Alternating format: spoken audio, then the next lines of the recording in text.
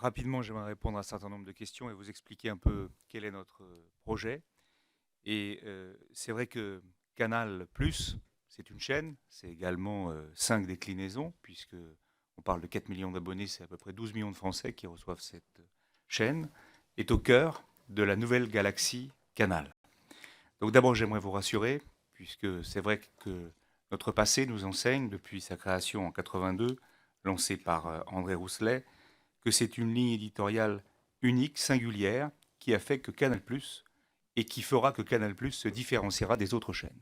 Si nous faisons la même chaîne que les autres, à quoi bon payer pour Canal? Donc je rassure tout le monde que Canal+ sera encore plus en avant-garde, comme elle l'a été sur la création originale. C'est près de 8 créations originales que nous proposons à nos abonnés cette année. Versailles ou Baron Noir, qui s'exportent, ou Section Zéro. Regardez, près de 2 millions de téléspectateurs par épisode. C'est l'impertinence. Et cette impertinence, nous en sommes garants. Beaucoup d'entre vous me connaissent, je suis journaliste. Cette impertinence et cette indépendance, c'est ce qui fait, on appelle ça une ligne éditoriale ou un esprit canal, c'est ce qui fait en tout cas la ligne éditoriale d'une chaîne. Le petit journal sera à la rentrée présent, avec une nouvelle incarnation. On parle de mercato, il y a des gens qui partent, il y a des gens qui arrivent, il y a aussi des gens qui évoluent, et nous vous réserverons la surprise de beaucoup de choses à la rentrée, car nous croyons que Canal, au-delà du sport et ses excellentes émissions, au-delà du cinéma, avec des nouvelles émissions que nous allons créer pour valoriser le cinéma à la rentrée, doit être incarné dans le quotidien, avec la reconduction du grand journal, la reconduction de petit journal. C'est à peu près, j'ai compté ça, 25 émissions qui sont aujourd'hui en préparation pour la rentrée. Nous venons de lancer une émission littéraire et nous croyons à la différence sur Canal+. Maintenant, Canal+, c'est 6 chaînes, une chaîne cinéma, une chaîne sport, une chaîne série, une chaîne family et une chaîne décalée.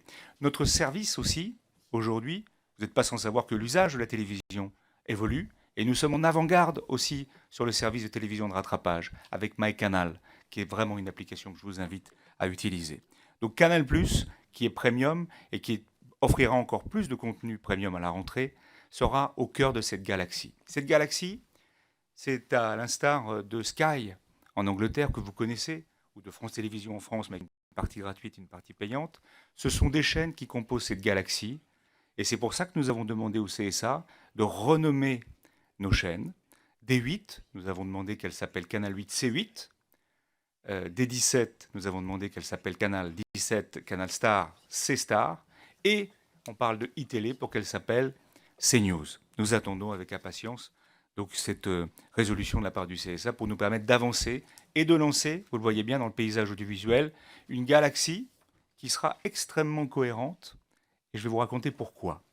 D'abord, nous avons 3 chaînes gratuites de très fortes, avec une très forte empreinte éditoriale. La volonté avec C8, c'est d'aller sur les plates-bandes d'M6 et d'être la future grande chaîne.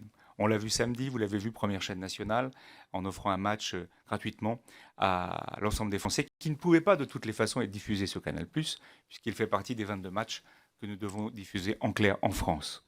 Eh bien, cette synergie sera totale avec cette chaîne autour d'animateurs comme Cyril Hanouna, Julien Courbet, d'autres animateurs et animatrices vont venir enrichir cette chaîne. Et nous lancerons une émission politique avec Laurence Ferrari qui pourra permettre au débat politique d'être présent, notamment sur cette grande chaîne qui s'adresse à toutes les générations et qui est aujourd'hui la future grande chaîne de notre groupe.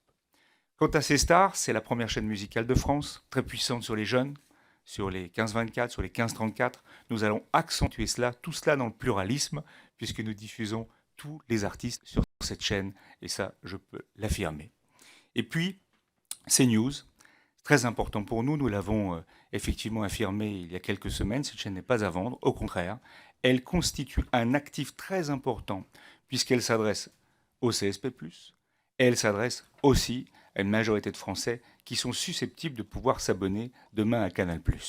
Maintenant, quelle est la concurrence? Vous la connaissez. BFM, bien sûr, mais les nouvelles chaînes, puisqu'on a ouvert LCI il y a quelques semaines. Il y a France Télévisions qui lance sa nouvelle chaîne. Et puis, il ne faut pas l'oublier, en Ile-de-France, il y a France 24 qui est présente. Et c'est vrai qu'il va falloir revoir le modèle de cette chaîne. Mais il y aura de la politique sur cette chaîne. Bien sûr qu'elle jouera un rôle primordial dans la campagne à la fois présidentielle, et elle sera également présente pour les primaire de la droite à la rentrée avec un débat avec BFM. Il y aura de l'économie, mais il y aura aussi les forces du groupe. Et les forces du groupe, c'est le sport. Et c'est vrai que nous avons une rédaction très forte sur Canal+, de près de 200 journalistes. Nous avons la première chaîne thématique d'information sportive et nous allons travailler la force du groupe, qui est notamment, au-delà de l'information politique et de la vie de la cité, il y aura également l'économie, l'international, la culture et le sport. Et cette galaxie va nous permettre d'être dans une marque cohérente autour de la marque Canal, premium gratuit et des chaînes gratuites. D'où la possibilité que nous avons de promouvoir en permanence les programmes de Canal+ sur nos chaînes gratuites. Et quant à nos abonnés, nous allons prioriser le fait de pouvoir s'adresser davantage à nos abonnés. Et par exemple, quand le samedi, vous avez payé un abonnement et que vous souhaitez bénéficier de votre abonnement, plus de films et donc moins de clair. Et c'est vrai que nous réfléchissons à une baisse importante du clair à la rentrée, puisque dans cette galaxie, tout aura un sens entre les chaînes gratuites et les chaînes payantes. Voilà, je voulais vous rassurer rapidement. Je laisse la parole à notre président. Merci.